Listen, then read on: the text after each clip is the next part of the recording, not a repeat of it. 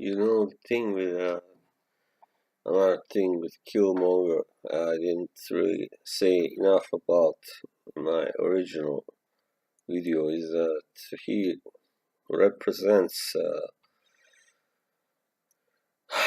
he represents the guy that I can kind of relate to him, even though I'm not black, of course, but he is the uh, expatriate. That's the right word. The expatriate son of Africa.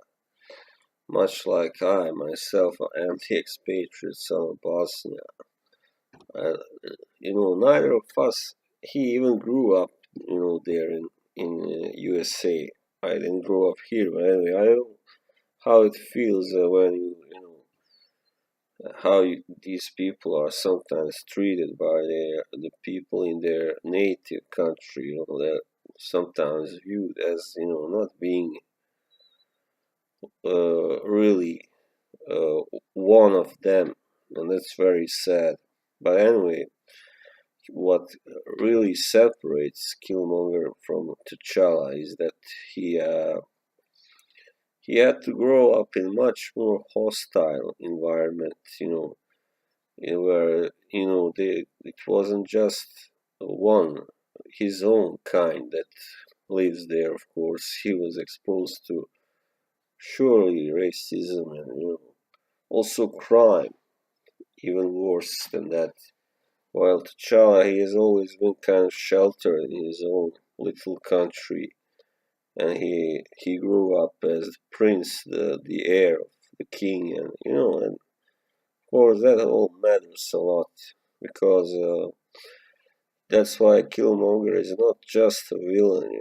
He's of course a, a, a, a victim simply put. And some of these things that he said, like I remember, like to an extent, this scene when he says to the others in Wakanda at the court, there are about 2 billion people in the world that look like us, but they don't have the same kind of life that you do here, that we do.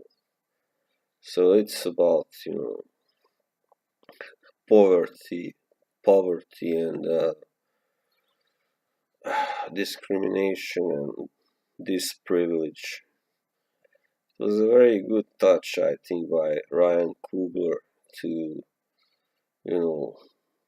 just bring this out as well. So it's not just about heroes and villains, but it's also about political and social differences and all that.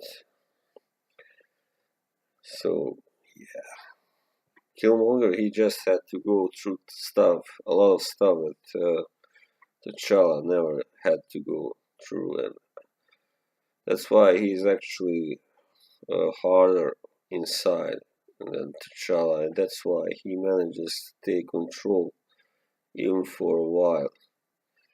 He because he really wants this. He wants to become the king and to start a new world revolution, new world order, and So his motivations are not just power, to have to be the king, but also to change, the the world order, the system, where it's mainly the white Westerners that have all the power and the wealth, while many others don't,